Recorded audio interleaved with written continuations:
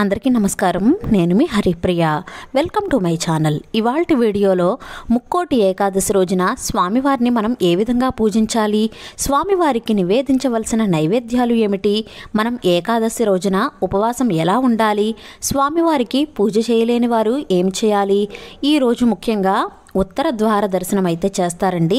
ఉత్తర ద్వార దర్శనం చేయలేని వారు ఏం చేయాలి అనే చాలా విషయాలన్నీ కూడా ఇవాల్టి వీడియోలో చాలా డీటెయిల్డ్గా తెలుసుకుందాం. ఈ ముక్కోటి ఏకాదశి రోజున వైకుంఠంలో ఉన్న శ్రీ మహావిష్ణువును దర్శించుకోవడానికి ఈ రోజున భక్తులందరూ కూడా ఉత్తర ద్వార దర్శనం గుండా వెళ్ళి స్వామివారిని దర్శించుకుంటారు.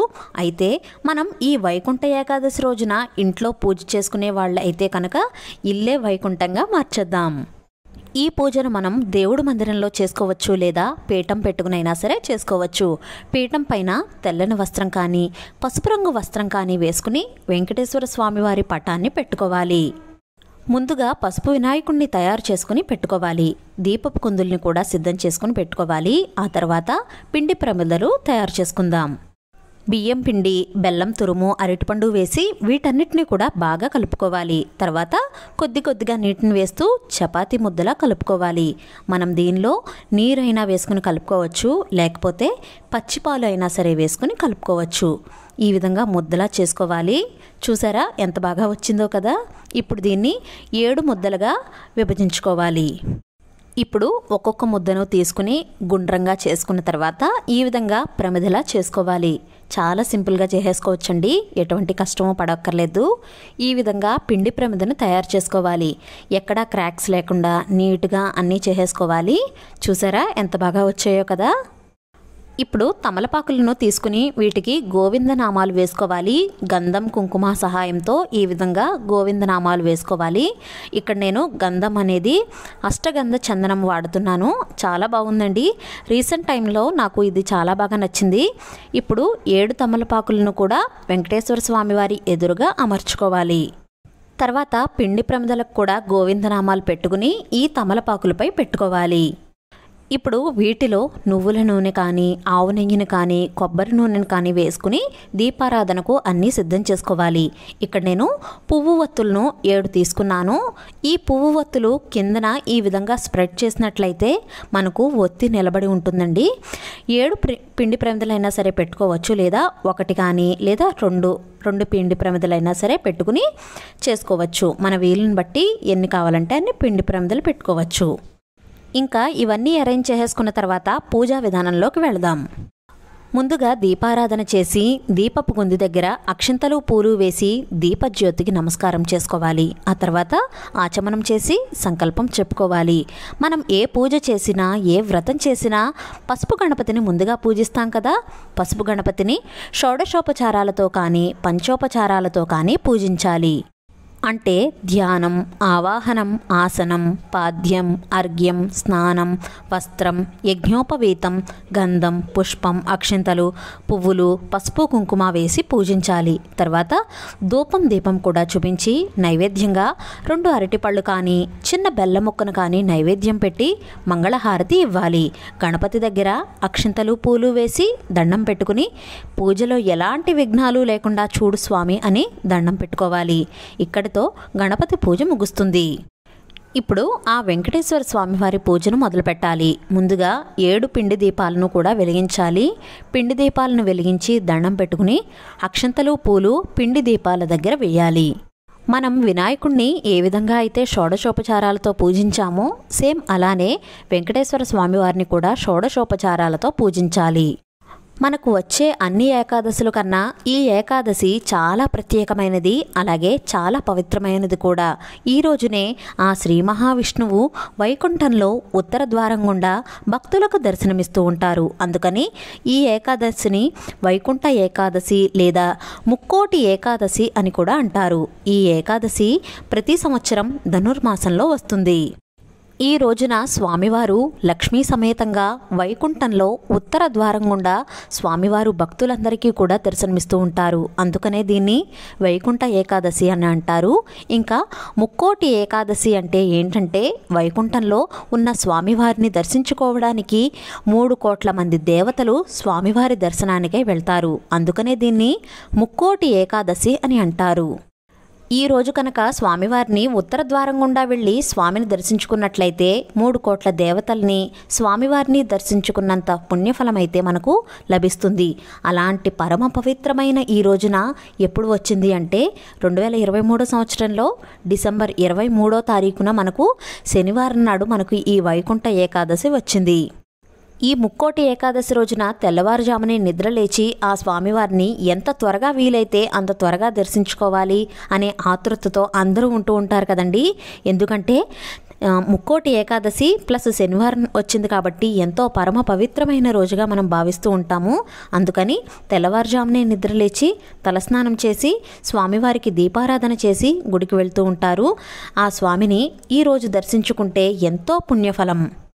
మరణానంతరం కూడా మనకు మోక్షం లభిస్తుంది. ఇంకా మనం చేసిన పాపాలన్నీ కూడా తొలగిపోతాయి.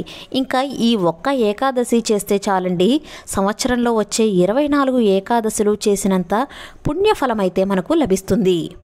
అందుకనే ఈ ఏకాదశిని ఎవ్వరూ కూడా మిస్ చేసుకోకుండా స్వామివారిని యథాతథంగా ఇంట్లో పూజించి ఉత్తర ద్వారం గుండా వెళ్ళి స్వామివారిని దర్శించుకోండి. ఈ పూజను మనం ఉదయం అయినా సరే చేసుకోవచ్చు, లేదా సాయంకాలం అయినా సరే చేసుకోవచ్చు. ఈ ఏకాదశినే పుత్రదా ఏకాదశి అని కూడా అంటారు. ఈ రోజున కనుక స్వామివారిని పూజించినట్లయితే సంతానం లేనటువంటి వారికి సంతానం కలుగుతుంది అని అంటూ ఉంటారు. అందుకనే ఈ రోజున తప్పకుండా ప్రతి ఒక్కరూ కూడా స్వామివారిని పూజించండి. ఎన్నో పుణ్యఫలాలను ఇచ్చే ఏకాదశి ఇది. వెంకటేశ్వర స్వామివారికి తులసి అంటే ప్రీతికరం కదా. స్వామివారికి అష్టోత్తర శతనామావళి చదువుకుంటూ తులసి పూజ చేసుకోవాలి. సహస్రనామావళి, ఇంకా వెంకటేశ్వర స్వామి వజ్ర కవచం, నారాయణ స్తోత్రాలు ఇవన్నీ కూడా చదువుకోవచ్చు. అలాగే అమ్మవారివి కూడా అష్టోత్తరాలు, ఇలా మనకు ఏవి చదవాలి అనిపిస్తే అవన్నీ చదువుకుంటూ స్వామివారికి అమ్మవారికి పూజ చేసుకోవాలి. స్వామివారికి అన్నమాచార్యుల పాటలంటే చాలా ఇష్టం కదా. అవి ఒక్క పాటైనా సరే పాడుకోండి. ఈ విధంగా స్వామివారికి పువ్వులు, అక్షింతలు, తులసి దళాలు సమర్పిస్తూ పూజ చేసుకోవాలి. తర్వాత ధూపం దీపం కూడా చూపించి నైవేద్యంగా అరటిపళ్ళు, వడపప్పు, పానకం, చలివిడి, కొబ్బరికాయ, డ్రై ఫ్రూట్స్ ఇలా ఏవైనా సరే స్వామివారికి నైవేద్యంగా సమర్పించవచ్చు.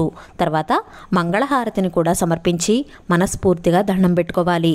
తర్వాత మంత్రపుష్పం చెప్పుకుని ఆత్మ ప్రదక్షిణ కూడా చేసి అక్షింతలు, పూలు వేసి దండం పెట్టుకోవాలి. పూజలో ఎలాంటి తప్పులు ఉన్నా తెలిసి తెలియక చేసిన పాపాలైనా సరే క్షమించు స్వామి అని దండం పెట్టుకోవాలి. ఇంకా ఉపవాసం విషయానికి వస్తే ఈరోజు అన్నం తినకూడదు, పాలు పండ్లు తినచ్చు. ఈ ఏకాదశి అంతా ఉపవాసం ఉండి ద్వాదశి స్నానం చేసి ఉపవాస దీక్షను విరమించాలి. ద్వాదశి రోజున మామూలుగా పూజ చేసుకుని ఏదైనా నైవేద్యం పెట్టి, మనం ఏకాదశి అంతా అన్నం తినకుండా ఉంటాం కదా, కాబట్టి నెక్స్ట్ డే ద్వాదశి రోజున మహానైవేద్యం అంటే అన్నం, పప్పు, పెరుగు, నెయ్యి వేసి మహానైవేద్యం పెట్టి అప్పుడు ద్వాదశి రోజున భోజనం చేయాలి.